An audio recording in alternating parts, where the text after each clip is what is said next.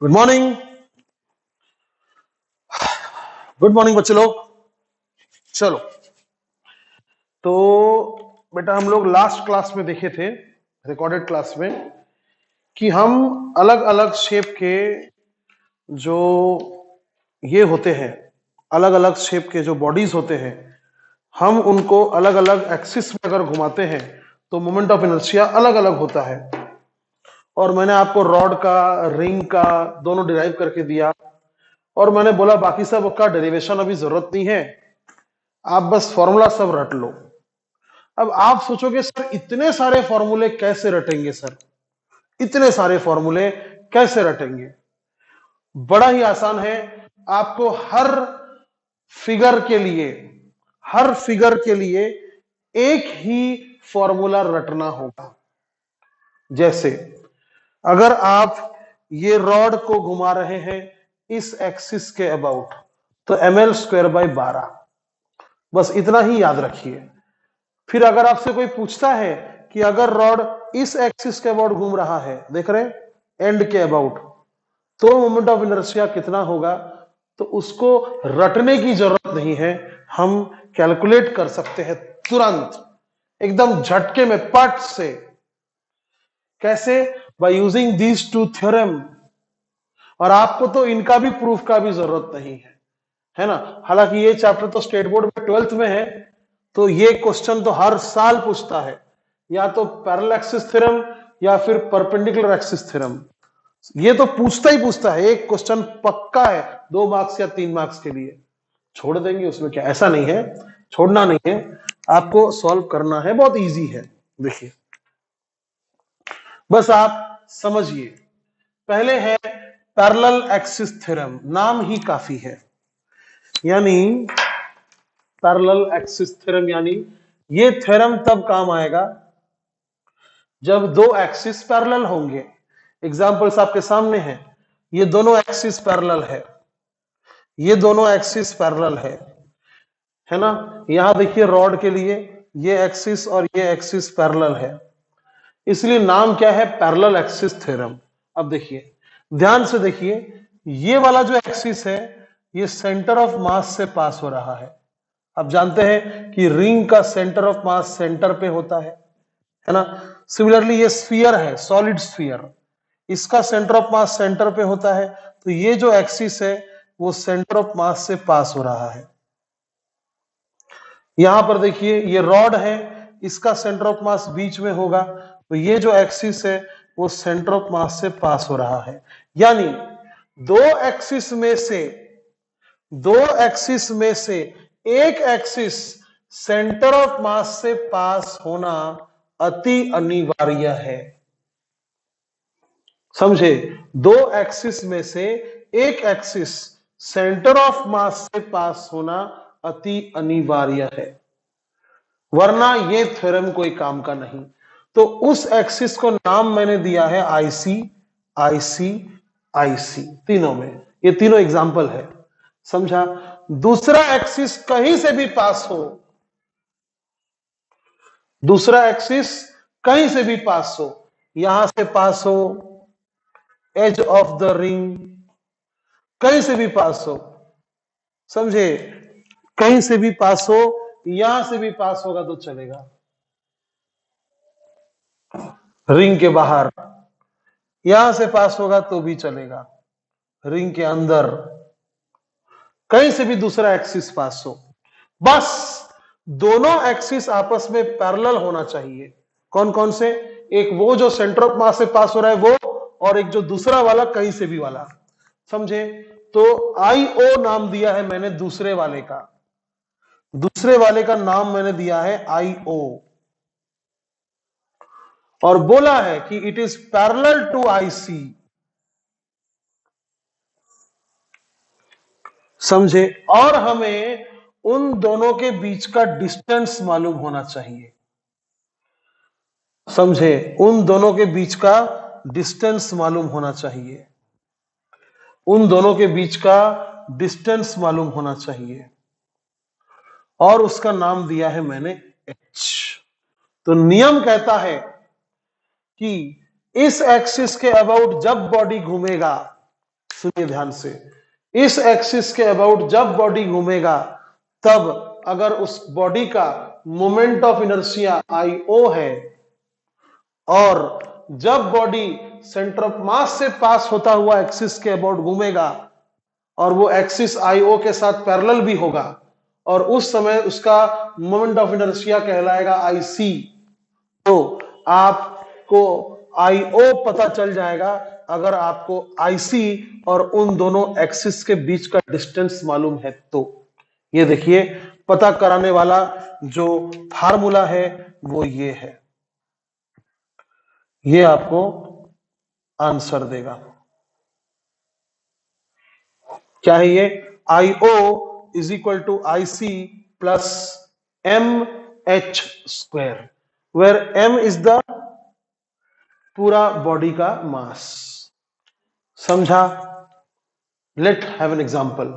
जैसे हम जानते हैं कि IC is MR square in case of a ring, आप भी जानते हैं ना? हाँ, जब कोई रिंग इस एक्सिस के अबाउट घूमता है तो मोमेंट ऑफ इनर्शिया कितना होता है? MR square. अब कोई मुझसे पूछ रहा है कि बताओ कि वही रिंग जब इस एक्सिस के अबाउट घूमेगा तो कितना मोमेंट ऑफ इनर्शिया होगा? पहला सवाल, क्या दोनों पैरेलल है? हाँ। क्या उनमें से एक सेंटर ऑफ मास से पास हो रहा है? हाँ। क्या उनके बीच का डिस्टेंस मालूम है? हाँ। तो पुट करो ना बे, पुट करो ना। Centre of mass IC plus MH square is equal to, नहीं पता, यानी IO, तो इसके अबाउट घूम रहा तो MR स्क्वायर और ये डिस्टेंस R। तो देखिए, ये देखिए IC की जगह MR स्क्वायर, M की जगह M और H की जगह R, this is H which is equal to radius of the ring. तो कितना हो गया? MR square plus MR square 2R square. तो बताइए कितना समय लगेगा आपको इस MR स्क्वायर से MR स्क्वायर को ऐड करने में? कितना समय लगेगा? बस। तो क्या जरूरत है सारे के सारे फॉर्मूले रटने का? मैंने नहीं रटा आज तक, मैं इंस्टेंटली सॉल्व करके बताता हूं। कौन रटेगा? दिमाग में कचरा भरने का क्या जरूरत है? कंसेप्ट से भरो दिमाग को कंसेप्ट से भरो, नंबर ऑफ क्वेश्चन से भरो, सॉल्यूशन से भरो। समझा? उल्टा पुल्टा फॉर्मूला से मत भरो। प्रैक्टिस करते करते अपने आप फॉर्मूला रटा जाएगा। रटो मत अलग से, या डरो मत कि इतना कैसे रटेंगे सर। चलिए, ये स्फीयर है, this is a solid sphere just like our earth and it is घूमिंग अबाउट दिस एक्सिस।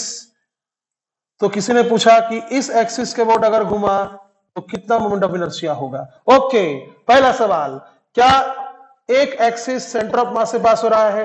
हाँ। दूसरा सवाल, क्या दोनों एक्सिस पैरेलल है? हाँ। क्या दोनों के बीच का डिस्टेंस मालूम है? हाँ। तो लगाओ ना थ्योरम, ये वाला IO है, ये वाला IC है। बस तुमको IC पता रहना चाहिए, कितना? 2/5 MR स्क्वायर। वही तो बोल रहा हूं, एक फॉर्मूला रटो, बाकी सब तुमको आ जाएगा, आइदर बाय दिस थ्योरम और बाय दिस थ्योरम। समझे? तो what is H here? H is, see again, radius of the sphere. समझे? तो 2/5 MR square is the moment of inertia when the solid sphere rotates about an axis passing through its center of mass plus MR square. तो कितना हो जाएगा? 2/5 plus 1 7/5 MR square. आ गया पट से। ये देखिए, ये रॉड है, इंटीग्रेशन करके हमने ये लाया था ml स्क्वायर बाई 12 और हमने इंटीग्रेशन करके ये भी लाया था ml स्क्वायर बाई 3। आज आपको पैरेलल एक्सिस थ्योरम का कमाल दिख जाएगा। क्या ये दोनों एक्सिस पैरेलल है? हाँ। क्या एक एक्सिस सेंटर ऑफ मास से पास हो रहा है? हाँ। क्या दोनों के बीच का आपको डिस्टेंस मालूम है? हाँ। तो लगाओ ना फॉर्मूला। याद रखना, IC राइट साइड होगा MH स्क्वायर के साथ और IO अलग होगा। तो IC कितना है? इसके अबाउट जब रॉड घूमता है तो कितना होता है? ML square by 12। ये डिस्टेंस कितना है? L/2, उसका स्क्वायर कर देना। ये 2 का स्क्वायर करना भूल जाते हैं लोग। कितना हो जाएगा? ML square by 4। तो ML square by 12 plus ML square by 4 solve करके देखना, तुमको मिल जाएगा जो इंटीग्रेशन से मिला था, ML स्क्वायर बाई 3। समझा? तो अच्छे से लिखो, पूरा पैरेलल एक्सिस थ्योरम अच्छे से लिखो। समझे? और याद रखना, ये 2 डायमेंशनल बॉडी, ये 3 डायमेंशनल बॉडी, 1 डायमेंशनल बॉडी, सब बॉडीज पर लगता है पैरेलल एक्सिस थ्योरम। बस शर्त यह है कि तुमको IC पता होना चाहिए, समझे? IC पता होना चाहिए, तो आप उसके पैरेलल कितना भी दूर बॉडी से बाहर भी आप I पता कर सकते हैं। एक बॉडी से बाहर वाला आपको एग्जांपल देता हूं मैं, ठीक है? पुराने जमाने में देखे होंगे कि नीचे तक जा रहा है कि स्क्रीन? हाँ जा रहा है, ओके। पुराने जमाने में देखे होंगे ऐसे एक सैनिक रहता है, एकदम भारी भरकम लोहे का कपड़ा पहन के ऐसे सैनिक रहता है, और आप देखे होंगे कि वो एक लंबा सा चेन से एक बड़ा सा गोला घुमाता है, गोल गोल ऐसे करके घुमाता है। गोले में कांटे लगे रहते हैं, देखे होंगे आपने, गोले में कांटे लगे रहते हैं, जिसको लगा उसका खैर नहीं। तो सोचिए, ये जो गोला है ये इस एक्सिस के अबाउट रोटेट नहीं हो रहा है, ये गोला इस इंसान के अबाउट रोटेट हो रहा है ना? ये गोला इस इंसान के अबाउट रोटेट हो रहा है। अगर ये गोला इस एक्सिस के अबाउट रोटेट होता, यानी ये गोले का जो सेंटर ऑफ मास है ये वाला, ध्यान से देखिए, ये गोले का जो सेंटर ऑफ मास है ये वाला, अगर ये अगर इसके अबाउट रोटेट होता तो IC कितना होता बेटा? 2/5 mr² होता। लेकिन ये गोला इसके अबाउट रोटेट नहीं हो रहा है, ये गोला इसके अबाउट रोटेट हो रहा है, चारों ओर ऐसे गोल गोल घूम रहा है, समझे? तो उस समय मोमेंट ऑफ इनर्शिया देखिए IO। Now this axis is not with in the body like this, ये एक्सिस जो है इस बॉडी के अंदर नहीं है, बॉडी के बाहर है, समझे? लेकिन क्या ये दोनों एक्सिस पैरेलल है? हाँ। क्या इनके बीच का डिस्टेंस आपको मालूम है? हाँ। तो इस एक्सिस के अबाउट जब ये गोल गोल घूमेगा तो मोमेंट ऑफ इनर्शिया कितना होगा? लगाओ ना फॉर्मूला, लगाओ फॉर्मूला, बस ये H मालूम कर लो, वहां पुट कर लो और मोमेंट ऑफ इनर्शिया निकाल लो। अच्छा, कोई क्पूछता है सर क्या मिलेगा मुझे मोमेंट ऑफ इनर्शिया निकाल के? अरे बेटा, मोमेंट ऑफ इनर्शिया क्या है? किसी ऑब्जेक्ट को जब आप ढकेलते हो, क्यों ढकेलते हो? क्योंकि वो नहीं जा रहा खुद से। क्यों नहीं जा रहा खुद से? क्योंकि उसमें एक प्रॉपर्टी है जिसका नाम है इनर्शिया। उस इनर्शिया से लड़ने के लिए आप क्या लगाते हो? फोर्स। उससे उसको क्या मिलता है? एक्सेलरेशन। उससे क्या होता है? उसका मोमेंटम चेंज होता है, समझा? सिमिलरली जब कोई चीज को तुम बोलोगे पंखा घूम, चल चल पंखा घूम, ऐसे बोलने से पंखा नहीं घूमेगा।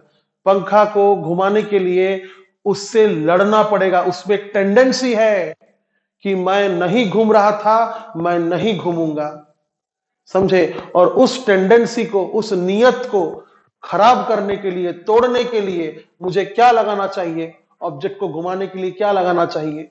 क्या लगाना चाहिए? टॉर्क। तो हम टॉर्क क्यों लगा रहे हैं? क्योंकि हम उसके मोमेंट ऑफ इनर्शिया से लड़ रहे हैं, समझे? अब हम फैन को किस तरह से घुमाना चाहते हैं?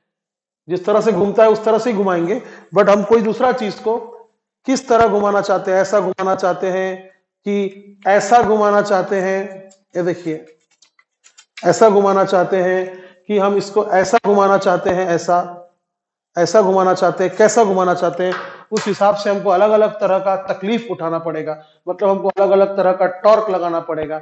तो कैसा घुमाने से मोमेंट ऑफ इनर्शिया कैसा होता है, ये जानकर हम ये पता कर सकते हैं कि हमको टॉर्क कितना लगाना होगा। टॉर्क लगाने से क्या होगा? उसमें एंगुलर एक्सेलरेशन आएगा, और एंगुलर एक्सेलरेशन आने से क्या होगा? उसका एंगुलर मोमेंटम बढ़ेगा। तो जैसा दिमाग, फिर से पूरा सुनिए, स्ट्रेट लाइन मोशन की बातें एंगुलर वाले टर्म्स में किया मैंने, समझ में आया? अब चलिए देखते हैं हम लोग परपेंडिकुलर एक्सिस थ्योरम, और उसके लिए डायग्राम नहीं बना पाया मैं, जगह नहीं मिला मुझे, तो यहां पर मैं डायग्राम बनाऊंगा। तो ये भी मिटा देता हूं, आप ये सब लिख लेना अच्छे से।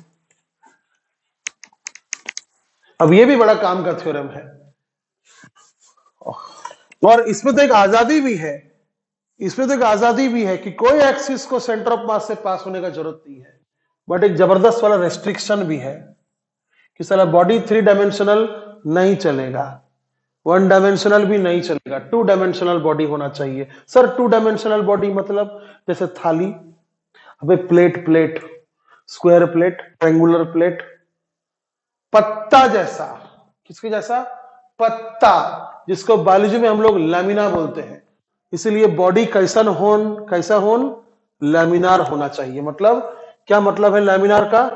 2 डायमेंशनल बॉडी होना चाहिए, जैसे रिंग, डिस्क, स्क्वायर प्लेट, समझे? सिलेंडर नहीं चलेगा, थिन रॉड नहीं चलेगा। थिन रॉड क्या है? 1 डायमेंशनल है, एक लाइन में होता है, समझे? स्फीयर नहीं चलेगा, नहीं चलेगा, नहीं चलेगा, नहीं चलेगा, समझा क्या? तो 2 डायमेंशनल बॉडी होना चाहिए। तो मान लीजिए आपके पास एक 2 डायमेंशनल बॉडी है, आप इस बॉडी को इस एक्सिस के अबाउट घुमाओगे तो मान लो moment of inertia I Y है, ठीक है? आप अगर इसे इस एक्सिस के अबाउट घुमाओगे ऐसा, अब ये सेंटर ऑफ मास होना जरूरी नहीं है, ये कोई भी पॉइंट हो सकता है। तो मान लो moment of inertia I X है, और अगर आप इसे इस एक्सिस के अबाउट घुमाओगे, इस एक्सिस के अबाउट अगर घुमाओगे तो मान लो moment of inertia I Z है। तो नियम कहता है कि आई जेड, यानी जो एक्सिस बॉडी पर खड़ा है, जैसे मैं जमीन पर खड़ा हूं वैसे जो बॉडी जमीन पर खड़ा है, यानी उस लैमिना पे खड़ा है, क्या है ये? लैमिना। जो बॉडी उस लैमिना पे खड़ा है, सॉरी जो एक्सिस उस लैमिना पर खड़ा है, उसके अबाउट जब घूमेगा बॉडी, तो मैंने मोमेंट ऑफ इनर्शिया का नाम दिया आई जेड। और बाकी दोनों देखो लैमिना पर सोया है, ये भी लैमिना पर सोया है और ये एक्सिस भी लैमिना पर सोया है।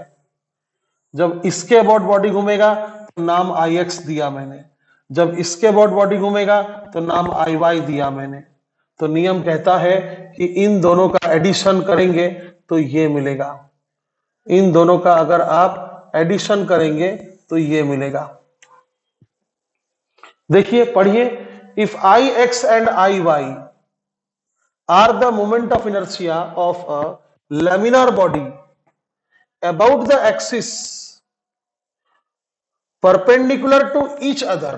ये देखिए आई एक्स और आई वाई ये दोनों आपस में परपेंडिकुलर है ना? हाँ, परपेंडिकुलर टू ईच अदर, और आप नाम कुछ भी दे सकते हैं, है ना? Perpendicular to each other and lying on the plane of the lamina, यानी ये दोनों इस प्लेन पर है, on the plane. I X plus I Y will be on the plane, समझे? और आई जेड एक तीसरा एक्सिस है, आई जेड एक तीसरा एक्सिस है जो इस लैमिना पर परपेंडिकुलर है, समझे? और बाकी दो एक्सिस के साथ भी परपेंडिकुलर है, बाकी दो एक्सिस के साथ भी परपेंडिकुलर है, समझे? Axis perpendicular to the lamina, और ये वाला जो है, जो खड़ा वाला एक्सिस है, वो कहां से पास हो रहा है? देखो तो कहां से पास हो रहा है? आई एक्स और आई वाई के इंटरसेक्शन से पास हो रहा है, समझे? And passing through the intersection of I X and I Y. Confuse हो रहा तो दोबारा सुनो, मेरे रिवाइंड करके सुनो। तो खड़ा वाला इज इक्वल टू दोनों सोया वाला, समझा? खड़ा वाला इज इक्वल टू दोनों सोया वाला। अब हो सकता है किसी क्वेश्चन में इसका नाम हो I3, इसका नाम हो I1, इसका नाम हो I2, तो याद रखना क्या होगा फॉर्मूला? खड़ा वाला, ओ खड़ा वाला तो ये है, खड़ा वाला इज इक्वल टू बाकी दोनों, समझा? अब आओ ये वाला थ्योरम कितना काम का है देखते हैं, एग्जाम्पल देखते हैं, आ जाओ। बस याद रखना कि बॉडी 3 डायमेंशन नहीं होना चाहिए और 1 डायमेंशन भी नहीं होना चाहिए, समझे? क्या क्या चलेगा? फेमस नाम लिख देता हूं, रिंग चलेगा, डिस्क चलेगा, स्क्वायर प्लेट, स्क्वायर और any shaped plate, any shaped plate, any shaped, ठीक है, या फिर कुछ नहीं, बस इतना ही, और कुछ नहीं चलेगा। समझे?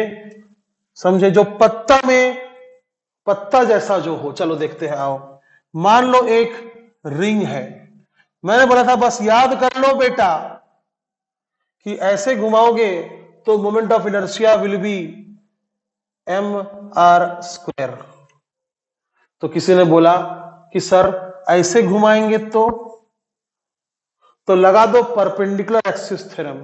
बस तुम जानबूझकर एक और एक्सिस बना लो और देखो ध्यान से, कोऑपरेट करो, तुम बताओ कि अगर ये रिंग इस एक्सिस के अबाउट घूमे तो जो तकलीफ हमको झेलना पड़ेगा, इस एक्सिस के अबाउट घूमने से भी वही तकलीफ झेलना पड़ेगा। तो मैंने इसके लिए भी आई लिखा, इसके लिए भी आई लिखा। अब तीनों में से खड़ा कौन है? ये खड़ा है। तो क्या मैं लिख सकता हूं I C is equal to I plus I, यानी 2i, और आई सी कितना है? mr²। मिल गया रे, mr²/2। यानी ये रिंग अगर ऐसा ऐसा फ्लिप ओवर हो रहा है, या इसके अबाउट फ्लिप ओवर हो रहा है, या ऐसा कोई भी एक्सिस है जो उस पॉइंट से पास हो रहा है और वो रिंग फ्लिप ओवर हो रहा है, ये सारे एक्सिस बनाया मैंने, ठीक है, हाँ ये सारे मैंने एक्सिस बनाया। कोई भी एक्सिस हो और उसके अबाउट मान लो वो फ्लिप ओवर हो रहा है, तो moment of inertia will be इसके अबाउट जितना तकलीफ हो रहा था उसके आधा। समझ गए? समझ गए कि नहीं समझे? तो मान लीजिए आपको पता चल गया कि इसके अबाउट कितना होता है भाई, आई सी कितना होता है? mr²। और आपने अभी अभी देखा कि वो रिंग अगर इसके अबाउट घूमे तो मोमेंट ऑफ इनर्शिया हमने पता किया कितना? mr²/2। अब एकदम से कोई पूछता है कि इसके अबाउट बताओ, तो move on to parallel axis theorem. क्या ये वाला एक्सिस सेंटर ऑफ मास से पास हो रहा है? याद रखना परपेंडिकुलर एक्सिस थ्योरम में कोई सेंटर ऑफ मास का जिक्र नहीं है, लेकिन पैरेलल में एक एक्सिस सेंटर ऑफ मास से पास होना चाहिए। तो क्या ये एक्सिस सेंटर ऑफ मास से पास हो रहा है? हाँ। क्या ये एक्सिस और ये एक्सिस पैरेलल है? हाँ। क्या उनके बीच का डिस्टेंस मालूम है? हाँ। तो आप इसके अबाउट पता कर सकते हो। कैसे? पैरेलल एक्सिस थ्योरम लगा दो। समझे? अब इसका नाम मैं आईसी नहीं दूंगा क्योंकि इसका नाम मैंने आईसी दे चुके थे, मैं आई दूंगा, आई। तो आई कितना है बाबा? mr²/2 प्लस mh कितना है बाबा? r है। कितना हो जाएगा? 3mr²/2। तो बताइए इतना फॉर्मूला हम काहे को रटे? हम इतना फॉर्मूला क्यों रटे? जब हम एक से बाकी सब पता कर सकते हैं तो हम क्यों रटे? समझ में आया? ठीक है। अब देखिए डिस्क आपको दिखाते हैं। ये मान लीजिए डिस्कवा है, डिस्क मतलब सर्कुलर प्लेट, ठीक है। अब इसके अबाउट घूमता है तो कितना होता है? रिंग में जितना था उसका आधा, ठीक है, mr²/2। तो इसके अबाउट पूछेगा तो क्या करेगा? क्या करेगा? जानबूझकर मैं एक और एक्सिस बनाऊंगा। मैं समझूंगा कि सर्कुलर प्लेट को खाना दो मांगते हुए ऐसा फ्लिप करे या ऐसा फ्लिप करे, बात तो बराबर है। तो आई आई, खड़ा वाला कौन है? ये है खड़ा वाला। तो खड़ा वाला इज इक्वल टू बाकी दोनों सोया वाला। अब खड़ा वाला खुद कितना है? mr²/2 है ना। तो फिर ये कितना होगा? mr²/2/2 4। तो कितना हो गया? ऐसा घुमा तो कितना हो गया? mr²/4। अब बताओ क्या मिलेगा मेरे को रट के इसको? समझे? अब देखो इस एक्सिस के अबाउट घुमा तो उतना ही, mr²/4। और अगर किसी ने पूछा कि इसके अबाउट घुमा तो क्या ये दोनों एक्सिस पैरेलल है? हाँ है। क्या उनके बीच का डिस्टेंस मालूम है? हाँ मालूम है। क्या ये सेंटर ऑफ मास से पास हो रहा है? हाँ पता पास हो रहा है। तो लगा दो ना, लगा दो। क्या लगाएगा? आग लगा दो। समझे? तो इसका नाम मैंने आई दिया था, इसलिए मैं आईसी नहीं लिख रहा हूं, आई लिख रहा हूं। समझे? तो कितना हो जाएगा? mr²/4 plus mr²। mr² by 4 plus mr²। अब यहां पर अगर मैं कोई एक्सिस खड़ा कर दूं, यहां पर अगर मैं कोई एक्सिस खड़ा कर दूं तो मैं इसका भी पता कर सकता हूं। कैसे?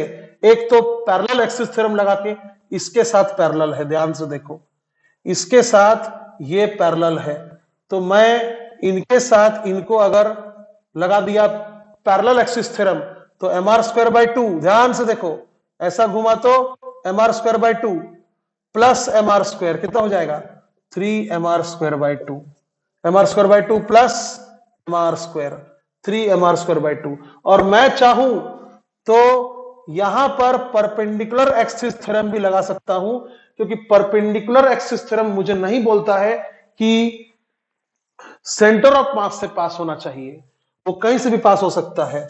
तो ये एक एक्सिस है, क्या ये डिस्क पर सोया हुआ है? हाँ। ये एक एक्सिस है, क्या ये डिस्क पर सोया हुआ है? हाँ, बहुत किनारे सोया है, गिर जाएगा, अच्छे से सोना पकड़ के।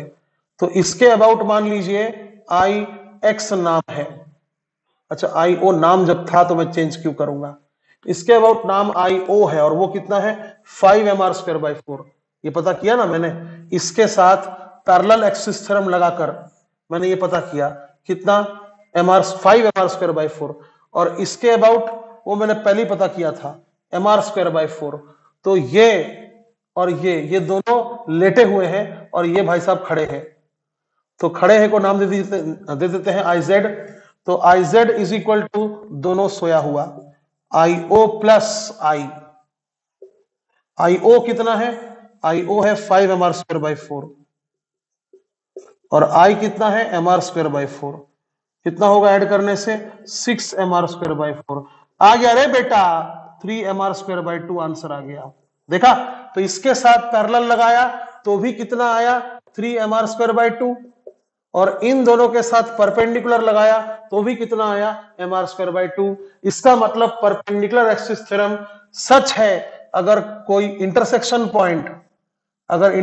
पॉइंट सेंटर ऑफ मास नहीं हुआ तो भी आप परपेंडिकुलर एक्सिस थ्योरम लगा सकते हैं। बस याद रखिएगा, खड़ा वाला इज इक्वल टू सोया वाला, और ये तीनों आपस में परपेंडिकुलर होना चाहिए, तीनों ऐसा, जस्ट लाइक एक्सिस। अच्छा, तो हम चलते हैं।